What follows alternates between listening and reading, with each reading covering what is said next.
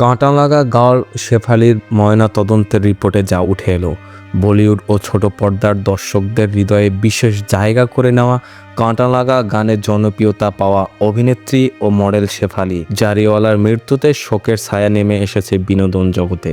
হঠাৎ করেই শেফালির মৃত্যুর খবর জানা যায় শুক্রবার রাতে।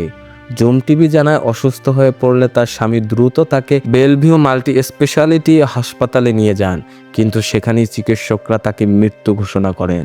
প্রাথমিকভাবে ধারণা করা হয়েছিল শেফালির মৃত্যু হৃদরোগে আক্রান্ত হয়েছে, তবে এখনও আনুষ্ঠানিকভাবে তার পরিবারের পক্ষ থেকে কিংবা চিকিৎসকদের তরফে কোনো বক্তব্য দেওয়া হয়নি। অন্যদিকে পুলিশ জানিয়েছে, মুম্বাইয়ের কুপার হাসপাতালে শেফালির ময়নাতদন্ত ইতিমধ্যেই সম্পন্ন হয়েছে। প্রাথমিক রিপোর্টে সন্দেহজনক কিছু পাওয়া যায়নি, তবে সতর্কতামূলকভাবে আরও কিছু তদন্ত চলবে। রিপোর্টের বিষয়ে বিস্তারিত খুব শীঘ্রই জানানো হবে।